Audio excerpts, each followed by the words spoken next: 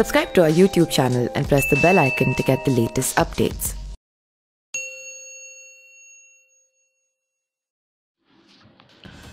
अपराध की दुनिया में दोस्ती और दुश्मनी जान देकर निभाई जाती है। दिल्ली, हरियाणा और यूपी पुलिस के लिए परेशानी का सबब रहे अपराधी सुंदर भाटी और नरेश भाटी ऐसे ही दो नाम थे जिनकी दोस्ती के किस्से तीनों राज्यों में मशहूर थे।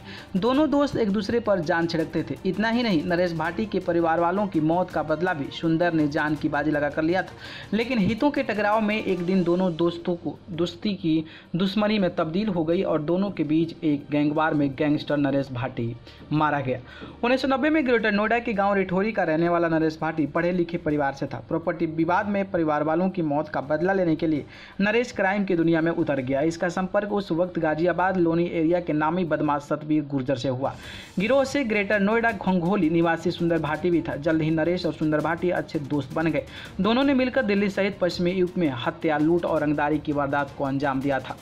सतबीर गुर्जर के गिरोह में रहते हुए दोनों की दोस्ती ज्यादा नहीं चली। सुंदर भाटी सिकंदराबाद में ट्रक यूनियन का कब्जा करना चाहता था। ऐसे ही मंशा नरेश भाटी की भी थी। दूसरी ओर नरेश भाटी पंचायत जिला का अध्यक्ष चुनाव लड़ना चाहता था, जबकि सुंदर भाटी ने खुद चुनाव लड़ने की इच्छा जाहिर की। इसके लिए उसने नरेश से चुनाव न लड़ने की बात भी कही, लेकिन दोस्ती में दरार की ये भी बड़ी वजह बन गई। दोनों के बीच गैंगवार शुरू हो गया। इसी गैंगवार में ट्रक यूनियन के 2 अध्यक्षों की हत्या भी हो गई। दूसरी ओर नरेश भाटी ने जिला पंचायत अध्यक्ष का चुनाव लड़ा और जीत भी गया। इसके बाद नरेश और सुंदर ने विधानसभा चुनाव लड़ने की तैयारी कर ली। दोनों आमने सामने मैदान में गए थे, लेकिन दोनों ही चुनाव हार गए। चुनावी हार जीत के इस खेल में दोनों एक दूसरे के खून के प्यासे हो गए। नरेश भाटी जिला पंचायत अध्यक्ष बन चुका था। वह लाल बत्ती में घूमता था, उसके साथ गनर भी रहता था। बावजूद इसके 2003 में सुंदर भाटी ने मेरठ में नरेश भाटी पर हमला बोल दिया। हमले में नरेश का गनर और ड्राइवर मारे गए, जबकि खुद नरेश वहां से बचकर भाग निकले। मार्च 2004 में एक बार फिर सुंदर ने घंघोला पुलिस के पास नरेश की गाड़ी को घेर कर गोलियों से भून दिया। मौके पर ही नरेश भाटी की मौत हो गई, साथ में उसके 2 और साथी भी मारे गए।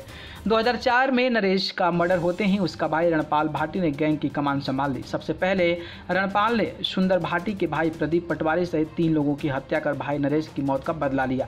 2006 में पुलिस ने रणपाल का एनकाउंटर कर दिया। रणपाल के एनकाउंटर के बाद नरेश का छोटा भाई रणदीप गैंग को संभालने के लिए आगे आ गया। वहीं उसका साथ देने के लिए नरेश का भांजा अमित कसाना भी गैंग में शामिल हो गया। साफ शूटर अनिल दुजाना भी गैंग में शामिल हो गया। गैंगवार में एक दूसरे गैंग में 50 से अधिक बदमाश मारे जा चुके हैं। नरेश भाटी की मौत व रणपाल के एनकाउंटर के बाद रणदीप और उनका भांजा अमित कसाना भी मामा की मौत का बदला लेने को भटक रहा था।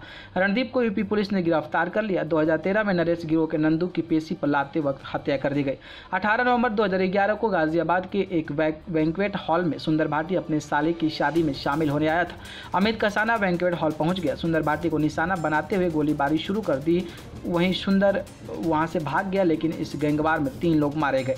यूपी पुलिस ने 2014 में सुंदर भाटी को पकड़ा गया, लेकिन उसका एक साथी 50,000 रुपये का इनामी सिंगराज भाटी पुलिस को चकमा देते हुए फरार हो गया। तभी से सुंदर भाटी जेल में है। सुंदर भाटी पर राजनीतिक संरक्षण के आरोप लगते रहे हैं। 2011 में केंद्रीय मंत्री से बातचीत के टेप एक न्यूज चैनल ने जारी किए थे। सुंदर भाटी का दबदबा इतना था कि उनकी पत्नी 2 बार ब्लॉक प्रमुख बनी। दोनों गैंग बीच हुआ था समझा था। 2014 में होली के दिन एक नेता की पहल पर दोनों गैंग के बीच समझौता हो गया था।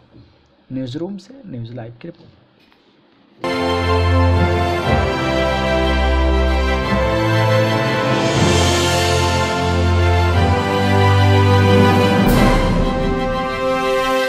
Subscribe to our YouTube channel and press the bell icon to get the latest updates.